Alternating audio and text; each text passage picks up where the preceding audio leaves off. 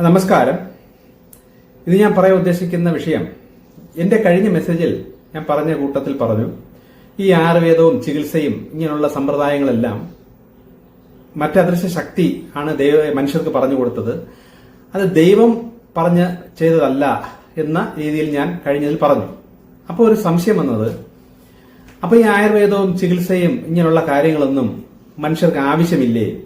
ഇതൊക്കെ രോഗങ്ങൾ മാറ്റാനും കഷ്ടത്തിൽ നിന്നൊക്കെ മാറ്റുന്ന കാര്യമല്ലേ?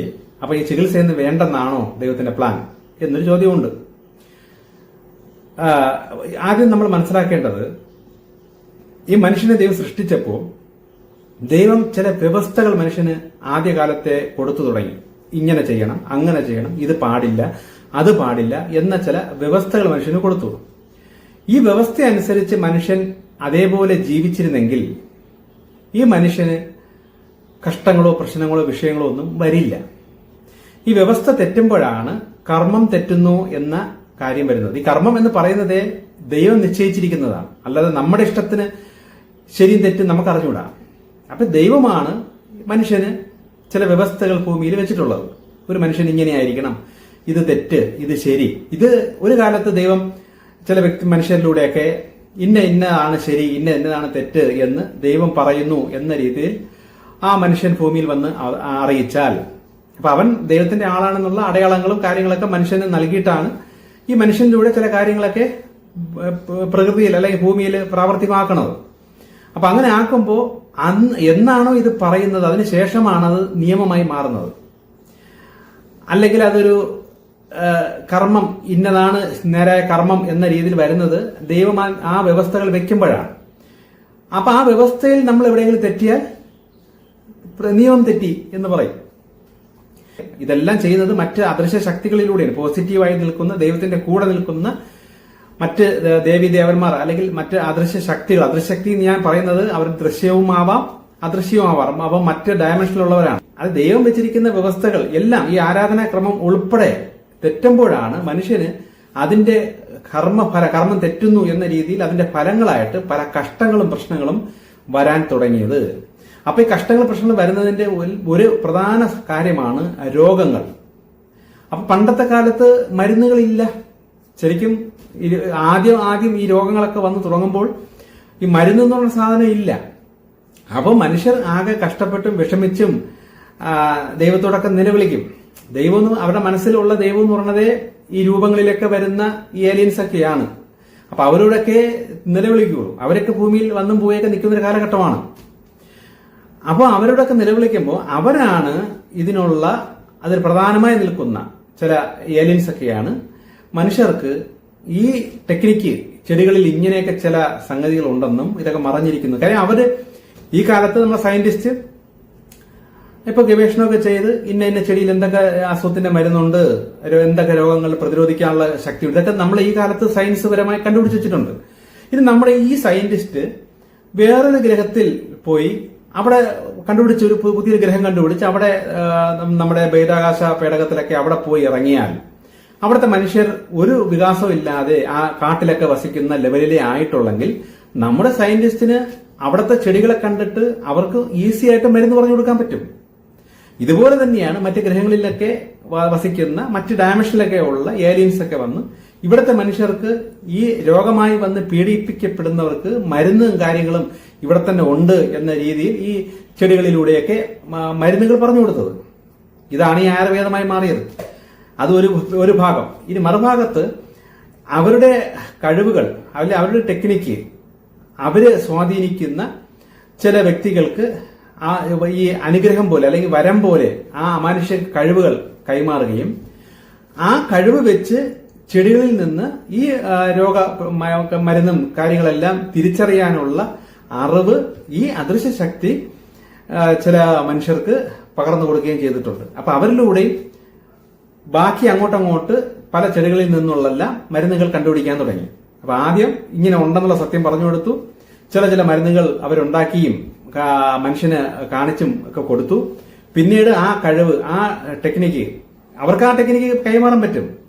കാരണം അതൊരു കഴിവാണ്, ഒരു വരം പോലെ ആ പകർച്ച ഇവർക്ക് കൊടുത്തിട്ട് ഈ വ്യക്തിയിലൂടെ പിന്നുള്ള ചെടികളിലുള്ള മരുന്നെല്ലാം കണ്ടുപിടിക്കാനൊക്കെ സഹായിക്കുകയും ചെയ്തിട്ടുമുണ്ട്. ഇതാണ് ഈ ആയുർവേദമായിട്ടൊക്കെ ഇങ്ങനെ വന്ന് ഈ ലെവലിലായത്.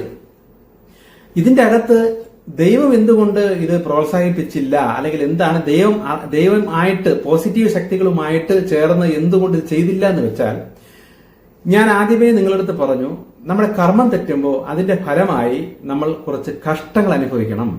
അപ്പൊ കഷ്ടങ്ങൾ അനുഭവിക്കുന്ന മാർഗമാണ് ഒന്ന് ധനം. പണ്ട് ധനമല്ല, അവർ കഷ്ടപ്പെടുണ്ടാക്കുന്ന കൃഷി വിള കാര്യങ്ങളെല്ലാം പ്രകൃതിക്ഷോഭവും അതും ഒക്കെ വഴി നശിച്ചു പോകൽ. അപ്പൊ അന്ന് കാശില്ല, പകരം അവരുടെ വിളവുകൾ നശിച്ചു പോകുന്നു. അപ്പൊ അതിന്റെ നാശം, അതുവഴി വരുന്ന മനോവിഷമം, മാനസിക സംഘർഷം, പിന്നീട് ശരീരത്തിൽ വരുന്ന പീഡനങ്ങളായി വരുന്ന ഈ രോഗങ്ങൾ. അപ്പൊ ഇതുവഴിയാണ് അവർ ചെയ്ത തെറ്റുകളുടെ കർമ്മ ഫലങ്ങൾ അനുഭവിക്കേണ്ടി വരുന്നത്.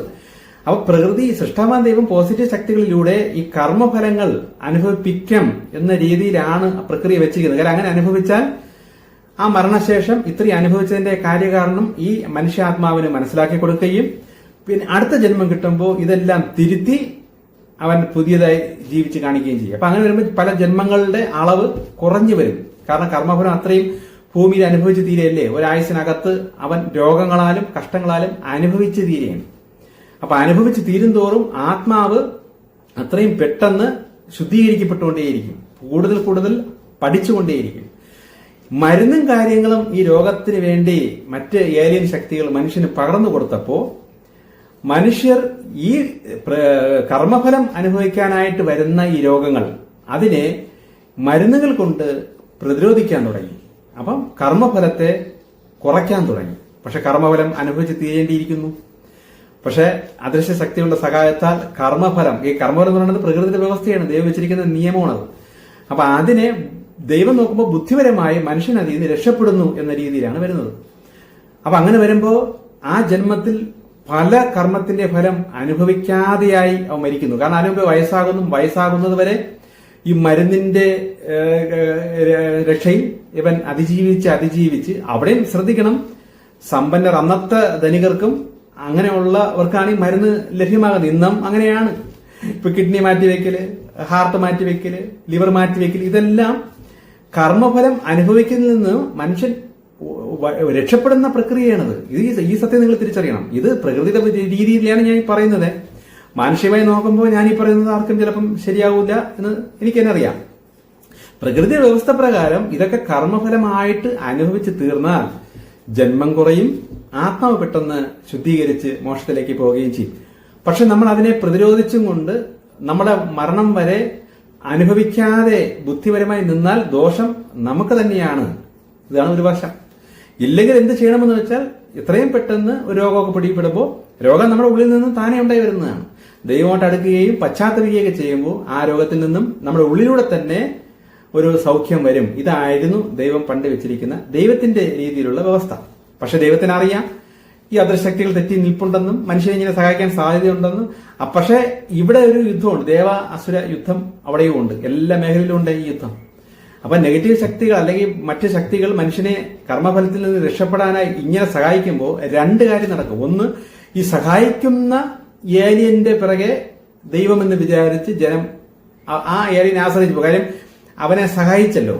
ഇപ്പം ഇതേ പ്രക്രിയയാണ്. ഇപ്പം നമ്മളെ മക്കള് ഉണ്ടെന്ന് വെച്ചാൽ നമുക്കൊരു 5 മക്കളുണ്ട്, അല്ല ഒരുത്തൻ ഇത്തിരി തലതിരിഞ്ഞവനാണ്. നമ്മൾ അവനെ ശിക്ഷിക്കാനായി എന്തെങ്കിലും ചെയ്യുമ്പോൾ, ഇപ്പൊ ഉദാഹരണത്തിന് ഒരു ദിവസത്തെ ആഹാരം നിനക്ക് തരൂല, നീ ഇന്ന തെറ്റ് ചെയ്തുകൊണ്ട് അതിന്റെ ശിക്ഷ എന്നാണ് ഒരു ദിവസത്തെ ആഹാരം നിനക്ക് തരില്ല എന്ന് പറഞ്ഞ് അവനെ നമ്മൾ മാറ്റി നിർത്തുമ്പോൾ ഈ കുടുംബ ഗൃഹനാഥന്റെ വിരോധിയായ അയൽവക്കക്കാരൻ ഈ അച്ഛനറിയാതെ രഹസ്യത്തിൽ അവന് നല്ല ബിരിയാണിയോ അല്ലെങ്കിൽ നല്ലൊരു ഊണോ രഹസ്യത്തിൽ വാങ്ങിച്ചു കൊടുക്കുമ്പോൾ ശിക്ഷ കിട്ടുന്ന കുട്ടിക്ക് ദേഷ്യം അച്ഛനോടും വരും.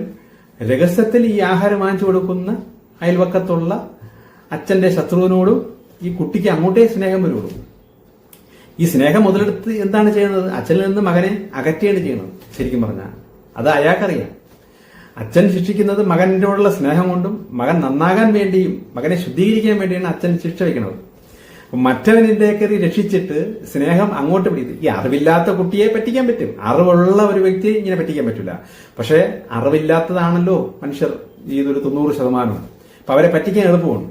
അപ്പൊ അവരെ മറുഭാഗത്തുകൂടി രക്ഷിച്ച് അങ്ങോട്ട് വശത്താക്കി ഈ ആത്മാക്കളെ അങ്ങോട്ട് കൊണ്ടുപോകാനുള്ള പ്രക്രിയയാണ് ഈ മറ്റ് ശക്തികൾ ചെയ്യുന്നത്.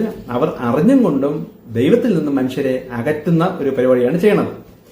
ഇതേപോലെയാണ് അന്നത്തെ കാലത്ത് കർമ്മഫലത്തിൽ നിന്ന് രക്ഷപ്പെടാനായി ഈ അസുരശക്തികൾ മനുഷ്യനെ സഹായിച്ചതും.